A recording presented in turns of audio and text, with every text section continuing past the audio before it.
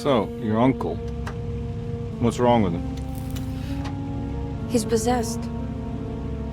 As in the devil? Something like that. He says a dark man is following him, watching him at all times. What do you make of it? It's nonsense, of course, but I'd be lying if I said it didn't bother me. You see, it runs in my family. Possession? No, Detective. Deteriorating melancholy. Practically every member of the Hartwood family is driven mad before they grow old.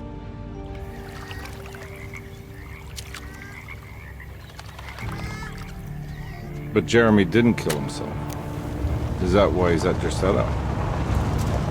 Despite being convinced that he is truly possessed, he decided to put his last chips on Dr. Gray and his psychoanalysis, figuring he might stumble upon some cure.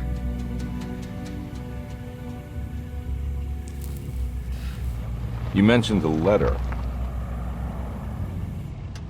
I received a disturbing letter from Jeremy accusing the staff and all the other patients of being involved in some cult. And now they are also out to get him. Could it be real? Or is it all just in his head? It's a story he tells himself, Mr. Carnby. Anything to avoid the truth. Which is? That we're all terribly insignificant. That people mean so very little to one another. That there is no one out to get Jeremy Hartwood because he isn't worth getting. Here we are.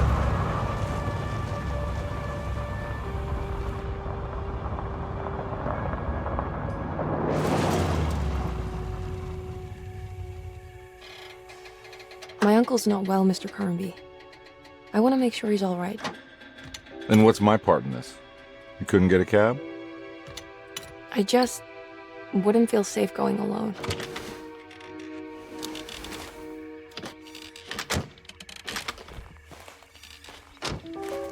Did you bring a gun? Yeah. You think it'll actually come to that? No. But you might need to wave it around depending on how agreeable the staff will be. What exactly are we gonna do when we find Jeremy? I don't know. Let's just find him first.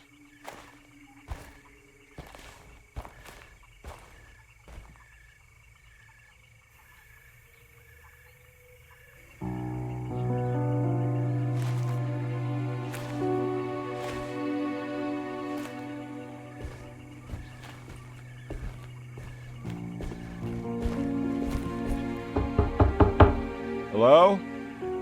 It's so quiet. Where is everyone? This is a big place. Maybe they're on the other side of the house. Stay here. I'll have a look.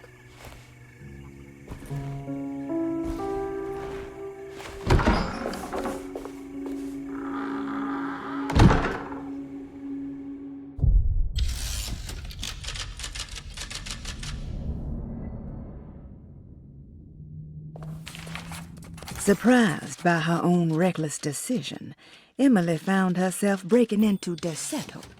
She mulled over how to present her story in case she got caught, but couldn't think of anything that sounded convincing. She wasn't much of a fast talker. Best to find a way to open the front door and let Detective Carnby inside so he can handle the situation. When I Get Back. John Marcus, 1918. Dearest Emily, Desetto is the prey of evil, and now they're all in on it. The staff and all the patients are nothing more than a mindless cult set to awaken the bayou. I see now that it was wrong of me to try to survive the madness of the Dark Man. You will also learn that soon enough. Every hour that passes where I deny him his right to my sanity makes it worse for the people I care about. He perfectly staged his world in order to conduct my fall. And I have to fall, Emily. Stay away, my dearest niece. Stay as far away from Desetto as you can. Someday you may understand what I've done.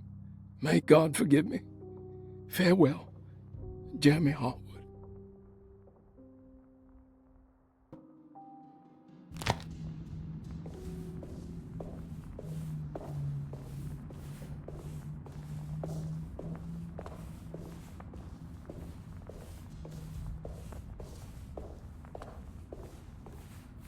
What's this?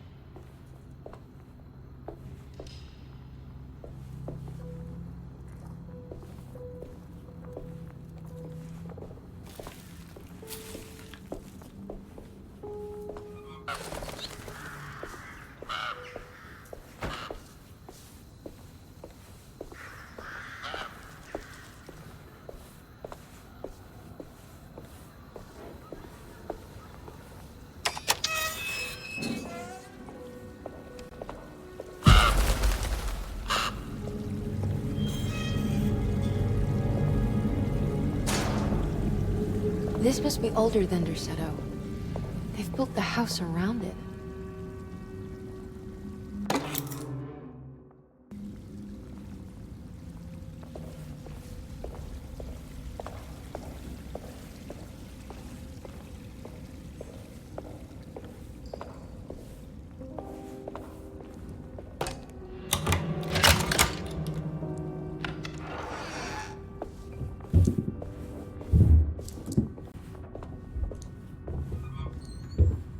I'll just take this.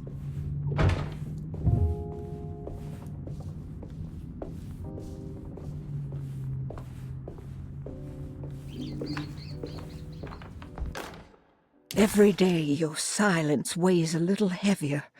It's been a difficult year for everyone, and many have lost all hope. I read in the papers about people suffering. Pictures of dust-covered landscapes without a drop of water.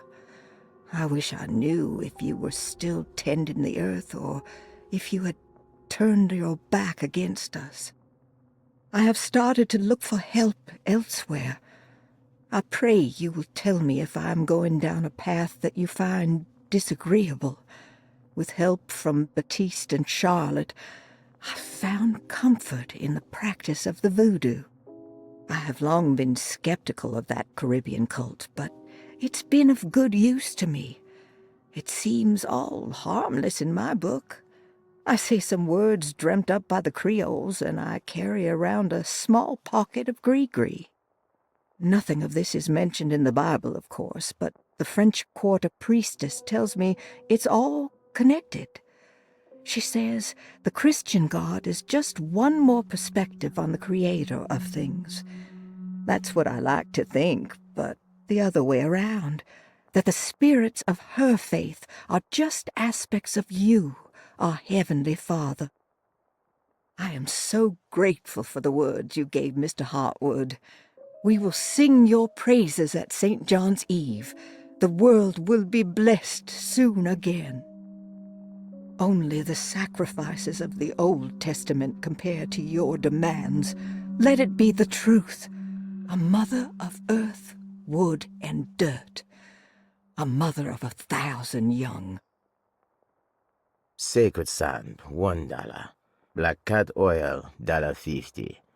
Devil shoestrings, a quarter. That makes $2.75, madame. What was that you were telling the doctor? A goat without horns. What does that mean? Ah, you must have misheard me, madame. I said no such thing. Please, I know I don't look like any of you, but I'm devout. I'm ready to do what it takes. Do not be so eager to sacrifice the few things you have left, madame. Now please, leave my store. A goat without horns.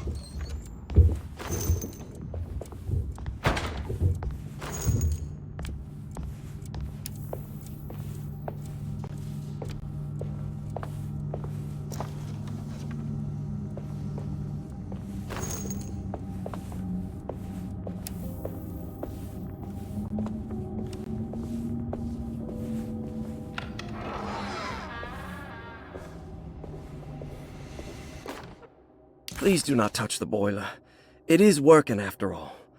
While the sabotage has caused a leak, only the decorative plate has been completely ruined. Let's wait for Mr. Chance to turn up and he can take a look at the leak. Mr. Waits.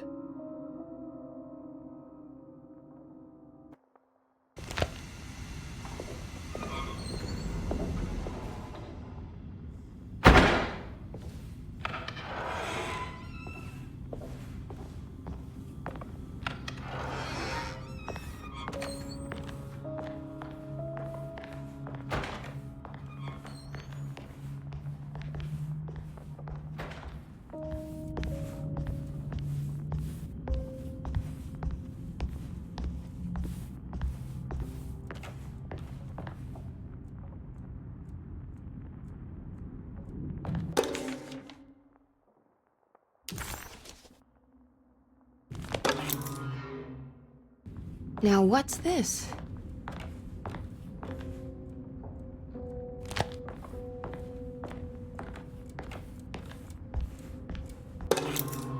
Sunday, June 22nd. I spent all day looking for Jeremy. I should have cared for the others, but I'm scared that he will do something irreversible. Cassandra is upset that I didn't give her the latest shipment of pain medication that Waits brought from the post office yesterday. I would have given it to her, but the company didn't send a new key this time around, so the box is just sitting there on my desk. They must have figured we had plenty of their gimmicky keys by now. I only remember seeing one lately. Grace was playing with it inside the grand parlor. Unless it turns up by itself, it will have to wait. I have to figure out where Jeremy is. I think Jack knew something. That dog of his found a strange rot permeating the house. She's showing us, he said. Like those blots and streaks of fetid rot was talking to him.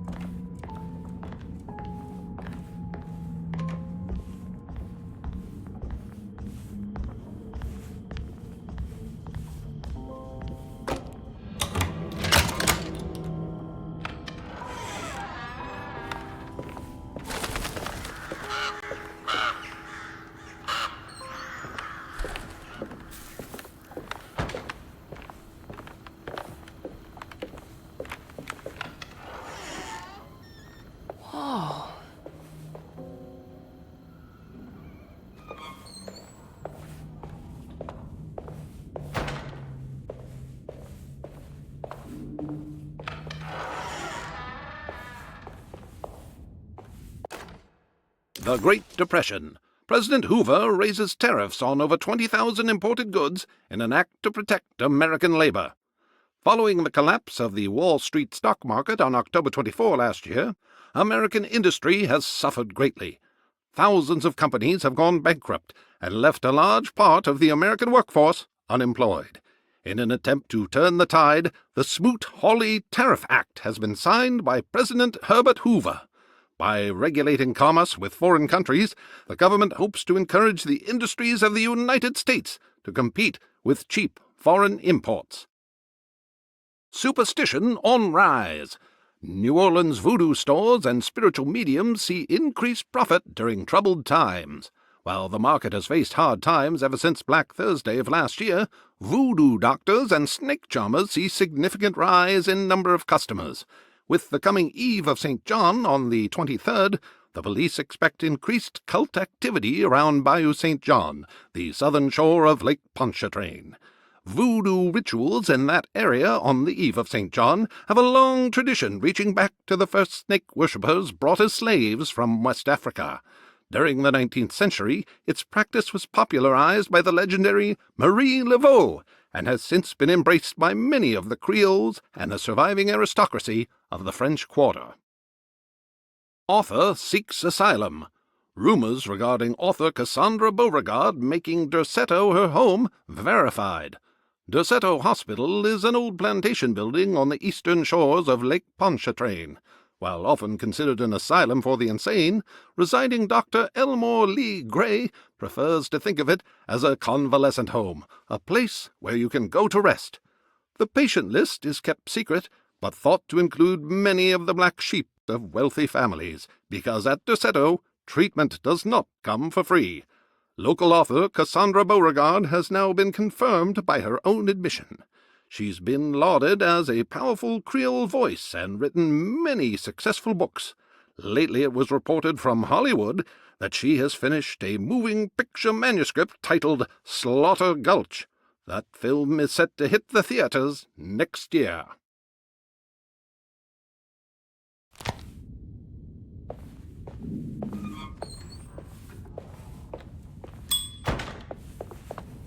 I need the key.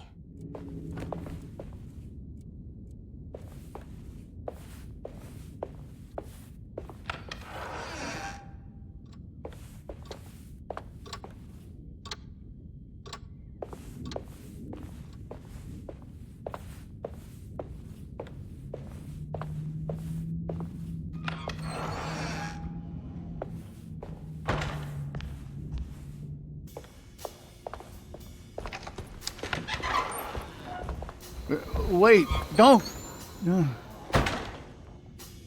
Excuse me? Do you know where I can find Jeremy Hartwood? Of course not. McCarthy, what are you doing? I told you not to lose sight of the girl. Don't you worry, Mags. I'll find that little rascal. Who are you people? What are you doing here? I'm sorry about all this, but I'm looking for my uncle. His name is Jeremy Hartwood. What are you doing, child? You shouldn't be alone. Go find McCarthy. Who are you? Are you here for the Fay Dodo? Go upstairs now. My name is Emily Hartwood. I'm the niece of Jeremy Hartwood. This is Detective Carnby. The police? Why are you here? No, I'm a private investigator. Sorry to bother you. My client's worried about her uncle. He's a patient here at Derceto. If you don't mind, could you direct us where to find him? No, I can't. Jeremy has gone missing. If you leave your information, I will make sure to contact you. Wait, he ran away? No, he won't leave the house. He's around here somewhere, and both of our orderlies are looking for him. That's unacceptable. Where's Dr. Gray? I want to speak with him immediately. Fine, I'll ask him. Wait here and don't touch anything.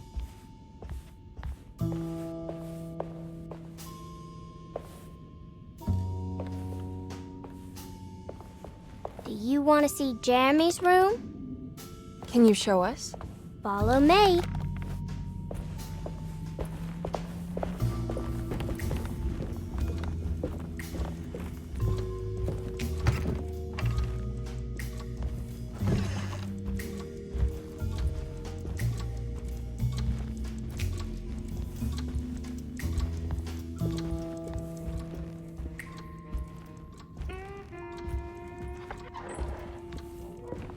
Thank you.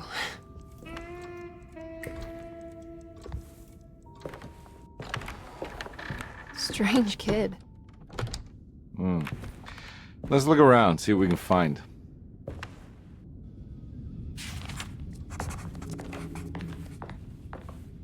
What kind of stuff are we looking for? I've never been part of an investigation before. Letters, diaries, receipts, all sorts of notes.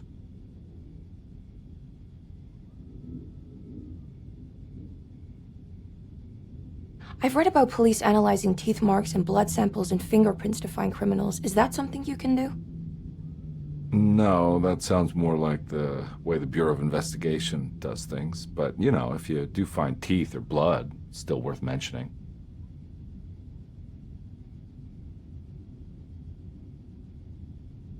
We should talk to Dr. Gray when we're done here. He's the one who runs the hospital. He must know something about what's happened. Yeah, I just want to get a feel of what we're dealing with here first. Of course.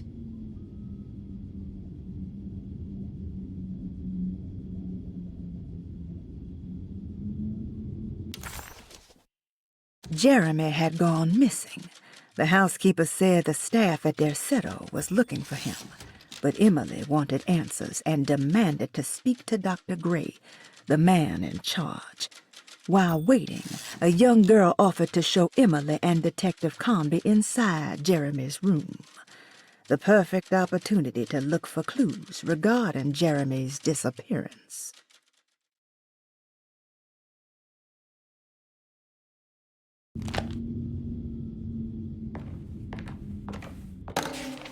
Every night the dark man stands opaque at the threshold of my room, counting the days until my spirit spills out of my tired shape. Only his pallid mask shelters my remaining sanity. Staring directly into the face of that demonic sultan would surely sunder time itself.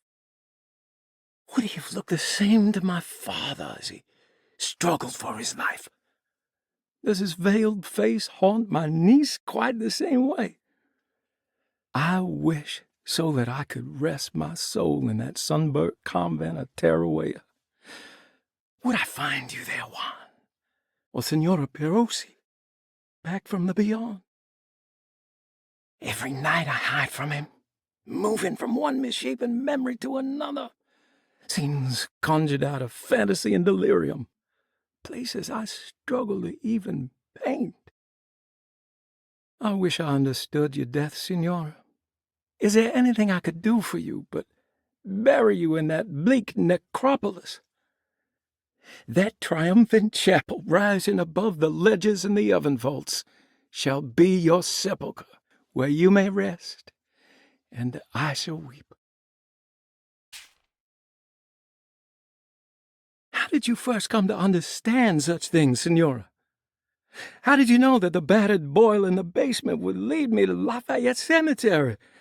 Or how the old upstairs clock, with its astronomical motifs, would take me to that hateful mound outside of Claremont Harbor? Those are my memories, my past. Is there perhaps a chance, if ever so small, for me to see Tarawea? Oh, I want that more than anything.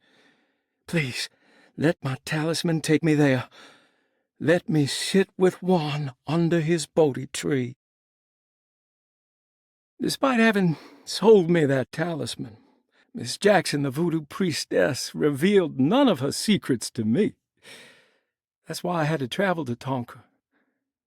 Instead, she cruelly told Baptiste, my caretaker, that he would be betrayed and killed in the most awful way, that the one he loved would pierce his thigh with a sharp spear, and that he would be devoured by his own mother. What a terrible thing to say. The people of Deseto are becoming dangerous. They do not understand what they are doing. I must do something to stop them. I tried talking to Dr. Gray, but he confuses my worries. He's caught up in treating me. How can he expect evil to be cured with medicine and conversation? The orderlies, the housekeeper, and the patients are all deranged. They will call upon evil to enter this world. All will be lost. Everything. Unless I can find the clerk, Mr. Waite. He seems to be a clear-thinking man. Maybe Beauregard. The dark man offered me a prison, and I accepted. I signed that miscarried contract and entered the dark pact. Everyone is safe, except for me.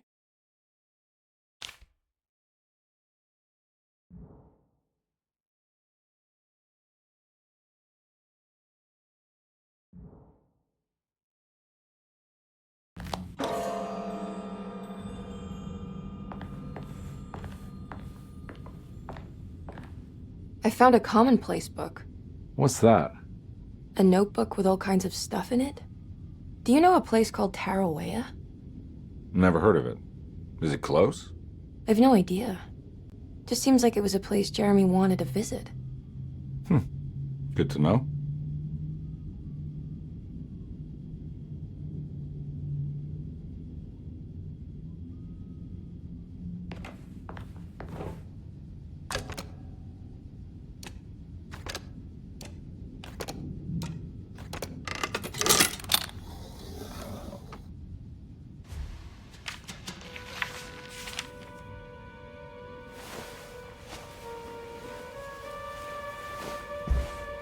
Have you ever seen anything like this? Looks like a talisman. You mean like this one?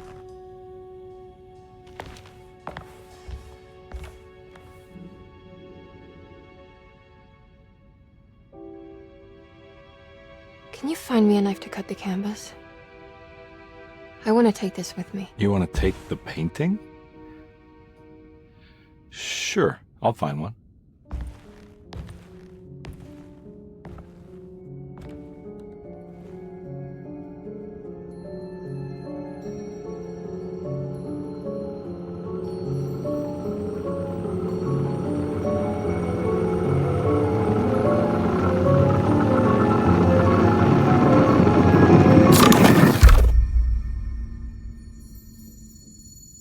I found this tube as well. Should keep it safe for you.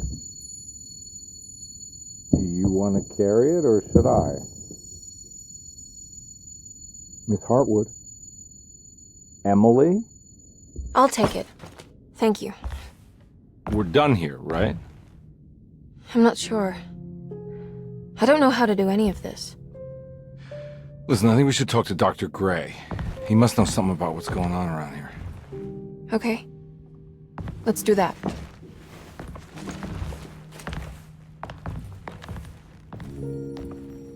Come on, I don't want to be here all night.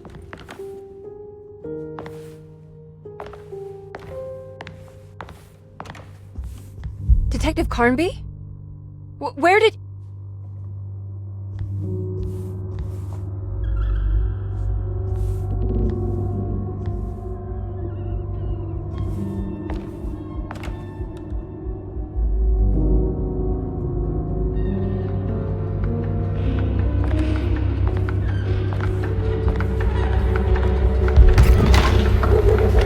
What on earth is happening? What is this place?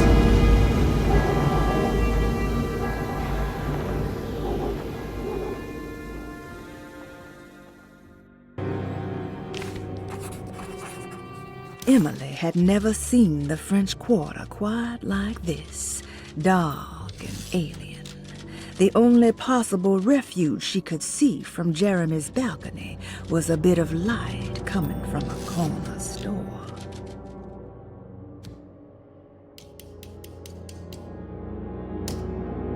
Talisman with black sunstone. An ancient navigational tool found inside a cheniere along the Bayou Tonk. The old grave was uncovered by oil riggers and said to have unleashed a vagabond devil that massacred its finders. 3 numbers are needed to span a bridge between escapes of dream and memory, according to Stein. Not where I want to be, but it's a start. 3, 5, 8.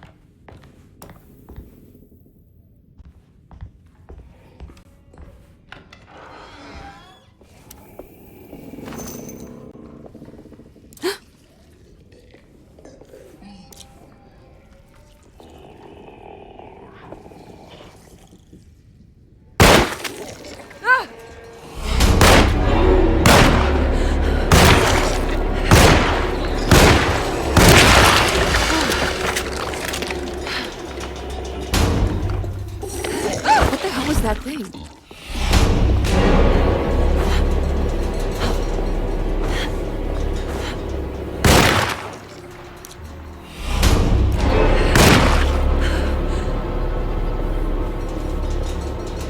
This can't be.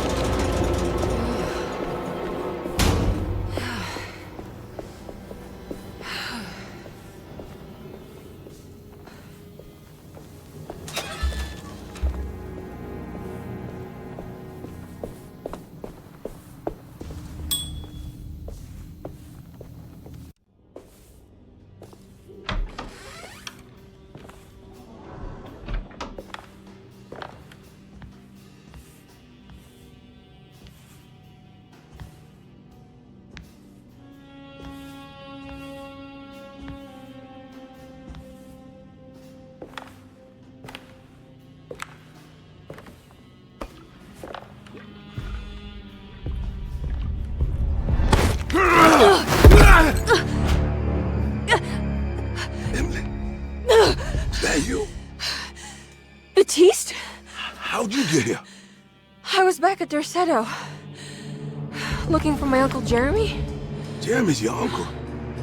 I didn't know. Why would you? You're still working at Derceto? Yeah, both me and Lotta stuck around. We're real orderlies now. You remember my sister Lotta, don't you? What happened, Baptiste? How are we here? You know about the dark man haunting your uncle? I'm familiar with his mental state. I think we all in his head somehow. Cause these streets are real, but they're not like on any map. Nah, this is like when you remember something, but in the wrong way. Do you know how to get back to Derceto? I'm not safe here. Truer words have yet been spoken, Mrs. Marcus. Don't call me that. It's Miss Emily Hartwood. There's no reason to call me anything else. I'm sorry, Miss Emily. I'm just trying to tell you like it is. This place ain't safe for no one. There's evil hiding in the dark. How do I get back? Only Jeremy knows how. He has this juju necklace guiding him. You mean this talisman? Mm-hmm. Just like it. He says it's been protecting him ever since he got it from Miss Jackson down the street. You know where it came from? Have you been there? I was there no more than 1 hour ago looking for Jeremy. Locked it up to keep the ghouls from getting inside. You can have the key if you want. Thank you. I'll take a look. Stay safe, miss.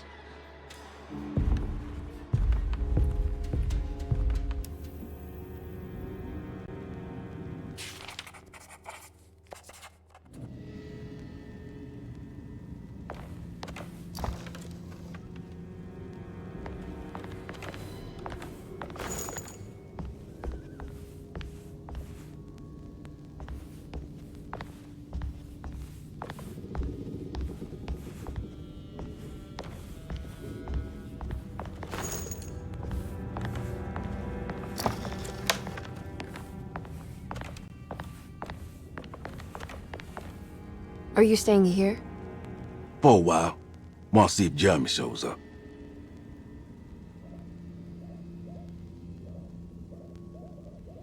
Your sister. She also works at Derceto? Yeah, she the one who got us jobs.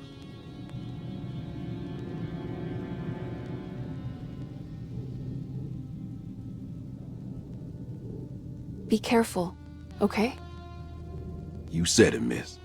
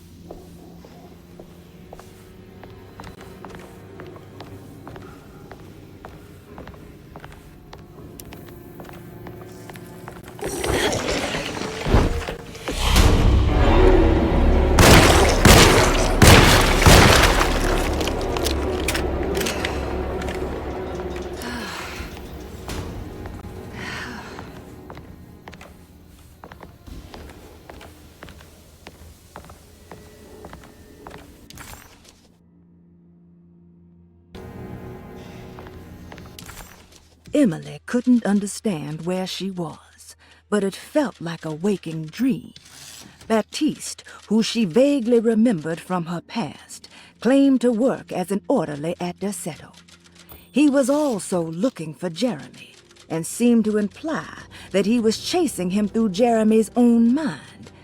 Maybe this wasn't Emily's dream, but Jeremy's, and she was trapped inside somehow. Baptiste suspected that Jeremy was in some control due to a talisman that he had been given by a Miss Jackson, a name Emily recalled to be one of the many voodoo witch doctors in the French Quarter. In hope to find a way back to Derceto, Emily set out to find Miss Jackson's place. She had killed the horrid thing, but what was it? And would there be more?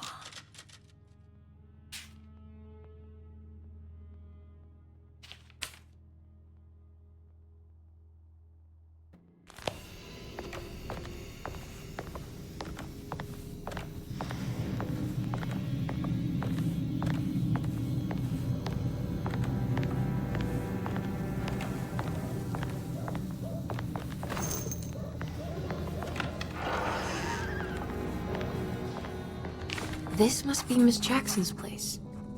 Let's see if we can find out more about Jeremy's talisman.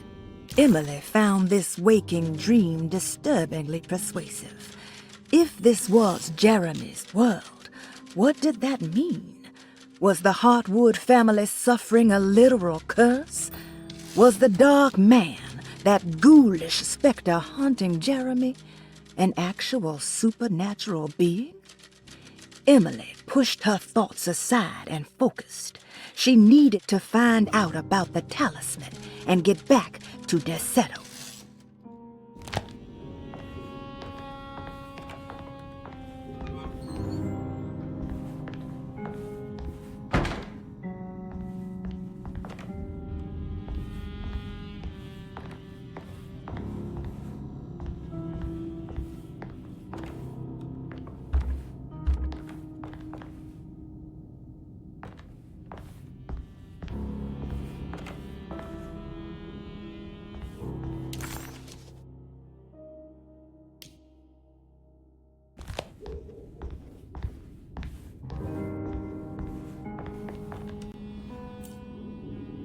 It looks exactly like Jeremy's talisman.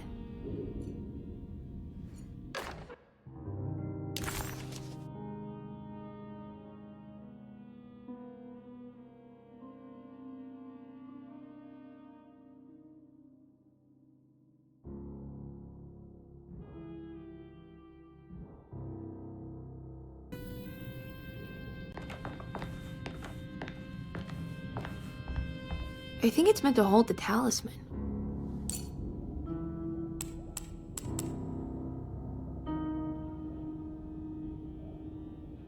I'm not sure what numbers I should use. Maybe there's something in Jeremy's notes.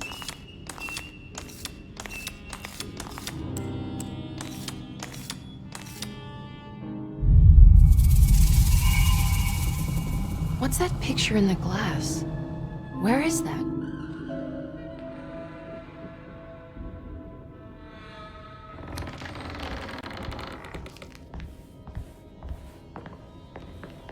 Good to see you again, Miss Hartwood. Mrs. Thompson told me you were here. She also alerted me that you brought a detective with you. I'm very curious to hear what this is all about. You don't remember me, do you, Miss Hartwood? We met at your family's house in the Garden District, when your uncle was about to be admitted under my care. No, I remember. Sorry. I'm not really feeling well. In that case, have a seat. Let me make you a drink. I don't seem to have made much of an impression on you. On the other hand, I can vividly recall you and your parents. Because of our cheerful disposition, I'm sure. You are far too intelligent to think that. You come from a joyless family, Miss Hartwood.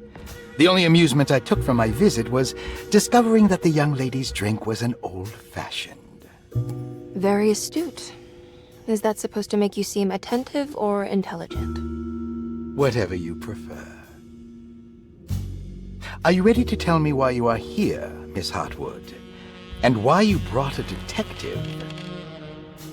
I received a letter from my uncle. He seems certain that he was in danger here. If I find out you're treating him badly, I'll be taking him back with me to New Orleans. Really? Is he going to live with you in your tiny garçonniere? That would be a spectacular way to ratify your spinsterhood. Because you are well aware that your father would never let him back in his house. No, I have it. Maybe you can bring him back up north. You've been wanting to move back for quite a few years, haven't you? You always preferred your mother's side of the family. Jeremy is free to leave with you. I won't object. However, there is one problem, as you might have learned. He is, in fact, missing. Do you know where he could have gone? No, I'm afraid I don't. I have my staff looking for him. I'm sure he will show up eventually. Especially if he learns that you are here. He is quite fond of you. What can you tell me about his condition? I never heard a proper diagnosis. What is your medical opinion of him? Well, let me think.